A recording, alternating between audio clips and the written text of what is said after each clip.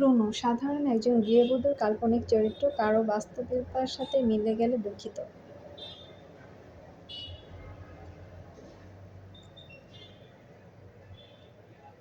শাওন বেসরকারি প্রতিষ্ঠানে অ্যাকাউন্ট সেকশনে কর্মরত। পেশাগত দায়িত্ব শেষ করে অফিস থেকে বের হতে রাত 10টা। শাওন, রাস্তার লাইট আজ বন্ধ কেন?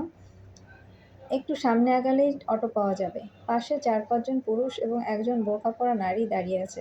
সবার মুখ ঢাকা, একজন এই গরমে শাল পরে আছে।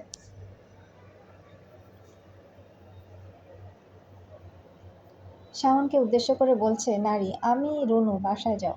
ব্যক্তি, আমার নাতি। শাওন বিপদ সংকেত বুঝতে পেরে দোয়া পড়ে। রিকশা যাবে নতুন বাজার? চালক, যাব। শাওন, ভাড়া কত? চালক, 200 টাকা। শাওন হাঁটতে হাঁটতে বলে, রাত দেখেছেন? 200 টাকা ভাড়া হয়? আমি কি শহরে নতুন, জানি না ভাড়া কত। শাওন হাঁটতে হাঁটতে গন্তব্যে পৌঁছে যায় রাত 11টায়। শাওন আজ রাস্তা ফুরাচ্ছিলই না। কখনো এমন হয়নি। রুনুকে চিপা গলার গলির মধ্যে এরা কি করে?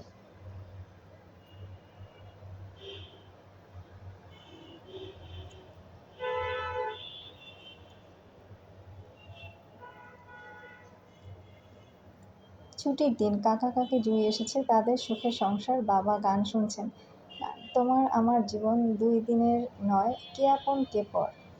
কাকি, দাদা ভালো ছেলে আছে, ছেলে শহরে বাড়ি চাকরি করে। বাবা বরাবর এই পরিবারকে গুরুত্বপূর্ণ মনে করে। বাবা, দেখো।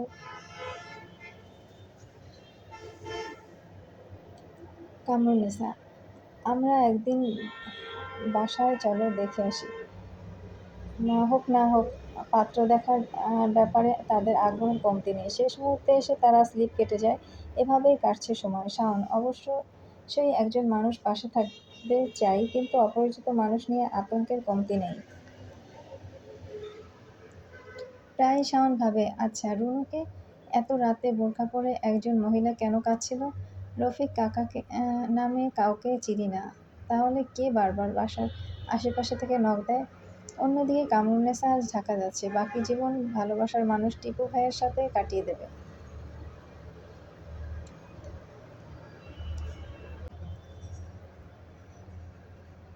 কামরুন্নেসা, তুমি বাড়ি ছেড়ে দিবা? টিপু, আমাকে লোন তুলে দিবা। বাবা নিরীহ মানুষ, অযথা লোক বাড়ালেন না, লোন তুলে দিলেন। টিপু কামরুন্নেসাকে অবশেষে নিলেন, সাথে ডিপোজিটও নিলেন। বাবা, লোন তুলে দিলাম, টাকা নিয়ে চলে যা, আর কখনো আমার সাথে আসবি না, আমার এখানে আসবি না।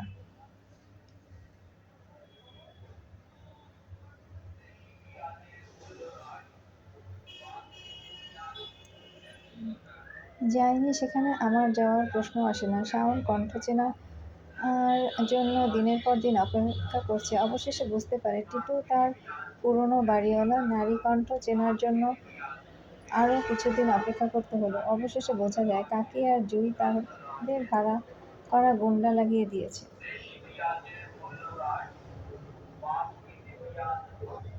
শাওন, তাহলে কি সেদিন অফিসের সামনে এরাই ছিল?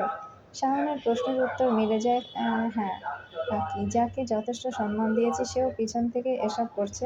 উনি টাকা পেল কোথায়? শাওন দেরি না করে সোজা কোতোয়ালি থানায় চলে যায়। লিখিত অভিযোগ দিয়ে বলে, অশিক্ষিত লোকগুলিকে সঠিক জ্ঞান দান করুন।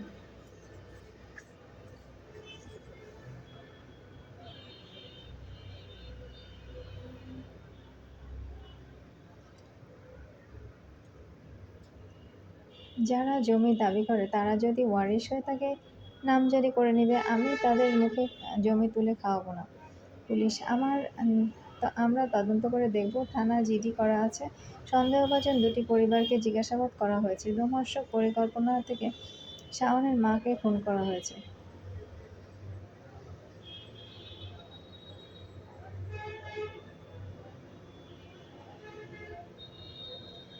1993 সাল, বিবাহিত জীবনের 20 বছর কেটে গেছে। পলি, শিক্ষিত, স্মার্ট, খুব ভালো কবিতা আবৃত্তি করে। পরিবারে বোনের ছেলে, তাদের আদরের প্রাণ। পলি, বাচ্চার জন্য অনেক বছর অপেক্ষা করেছি এমন না, কারণ বেশিরভাগ সময় কবিতা আর বইয়ের পাতায় কেটে যায়।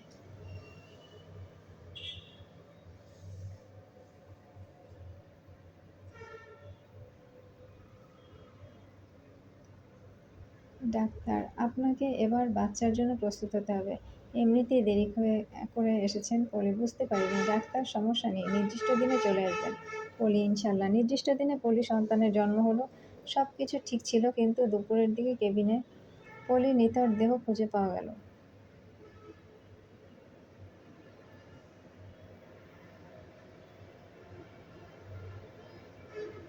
আশেপাশে জড়সড় হয়ে আছে ছোট বাচ্চাটি। পলি প্রেগন্যান্সি টাইমে বই আর পেন পছন্দ করত।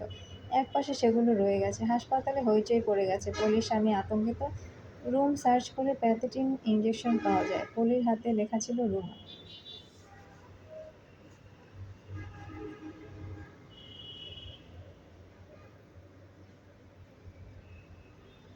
তারপর থেকে শাওন তার বাবার সাথেই আছে, কিন্তু তার উদারতা তাকে শেষ করে দিয়েছে।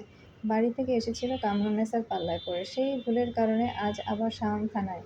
শাওন স্যার, আসতে বলেছিলেন। এসপি, আপনার বাবা আগেই থানায় জিডি করেছিলেন, আপনি কি জানেন?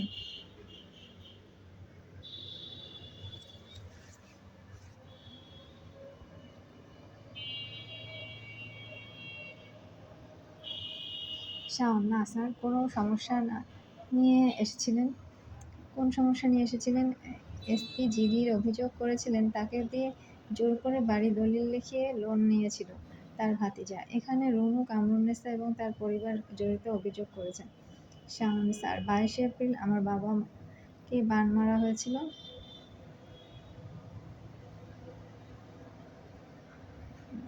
এটা কোন বলা যায়? আমাকে অফিসের সামনে রুনু নামে একজন তার লোক নিয়ে চাপাতি সহ আমাকে কোপাতে এসেছিল। আল্লাহ বাঁচিয়েছে। স্যার, রুনু নামে আমার একজন কাকি আছে। উনি কি প্রতি রাতে ভয়ভীতি দেখাতে চায়? সাথে একজন পুরুষ থাকে। এসপি, রুনু নামটা পলির হাতে লেখা ছিল, আমার ক্লাসমেট। যদিও বিষয়টা নিয়ে পরে আর ঘাটাঘাটি করা হয়নি, কারণ পলির স্বামী বেশ আতঙ্কিত ছিল। আমরাও ভেবেছিলাম ছোট বাচ্চা নিয়ে লোকটা বিপদে পড়বে, কারণ ওনার পোস্ট যে দখল করেছিল, সন্দেহ তার দিকেই যায়। শাওন স্যার, কোন রুনু আমি জানি না। আমি যাকে চিনি তাকে জিজ্ঞাসা করে দেখতে পারেন।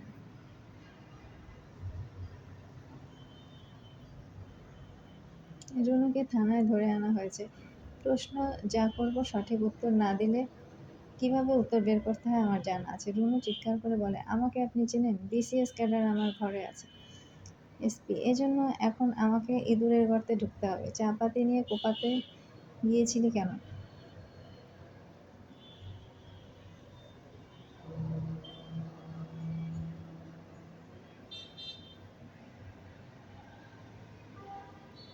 সাথে কারা ছিল? রুনু, মিথ্যা, সব মিথ্যা। এসপি ডান্ডা মেরে ঠান্ডা করে দেব। রুনু, স্যার, আমি আর সভাপতি সাহেব গিয়েছিল। কেন গিয়েছিলি?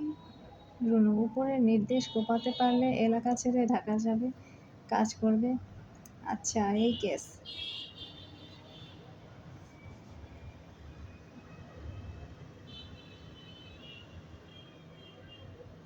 পিস্তল ঠেকিয়ে লোন নিতে বাধ্য করেছিল আলী কেন? টাকা দলের পিছনে খরচ হয়েছে, দুটো নির্বাচন গেল, টাকা এখান থেকে নিয়েছি। তুই আগে মেডিকেলে চাকরি করতি? রুনু, না স্যার। মেডিকেলে গিয়ে পলিকে প্যাথেটিন তুই দিয়েছিলি? রুনু, স্যার, ভুল হয়েছে।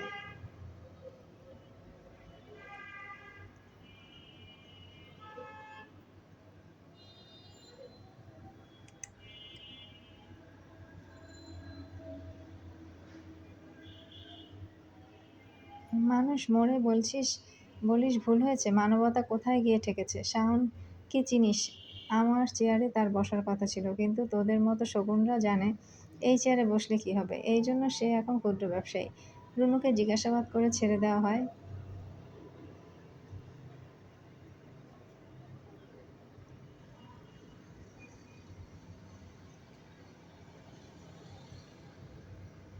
সকালে বাড়ি থেকে ফোন আসে, কাজিন মারা গেছে। খবর পেয়ে বাসা থেকে বেরিয়ে পড়ে শাওনের বাবা। বেঁচে থাকলে যেতেন, তাকে এখন বাবার জায়গায় যেতে হবে। কাজিনের শেষ কাজের সম্পূর্ণ দায়িত্ব তার পালন করতে হলো, এজন্য সে একেবারে প্রস্তুত ছিল না। মায়ের চলে যাওয়ার মনে না থাকলেও বাবার শেষ যাত্রায় শাওনের হাতেই হয়েছিল।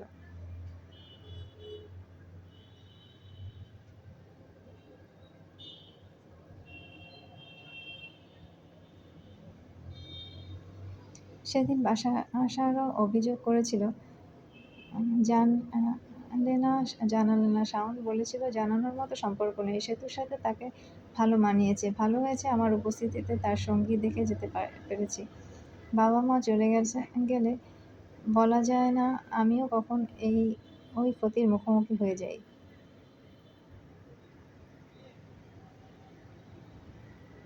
কদিন পরে ব্যাংক থেকে ফোন আসে। ব্যাংকার, লোন পরিশোধ করছেন না কেন? শাওন, স্যার, লোন আমার বাবাকে দিয়ে জোর করে তুলে নেওয়া হয়েছিল। বাবা বেঁচে নেই, যে কাজে নিয়েছিল সেও বেঁচে নেই। আমার পক্ষে লোন টানা সম্ভব না। ঘটিবাটি যা আছে সব বেচে লোন তুলে নেবেন।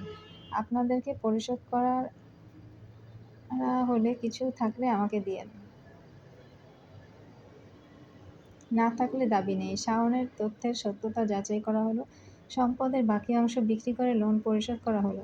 রুনুকে জরিমানা না দিলে 10 বছরের জেল। আদালতে রায় হলো জরিমানা পরিশোধ করলেও শাওনের সীমানায় যাওয়া নিষেধ করা হলো।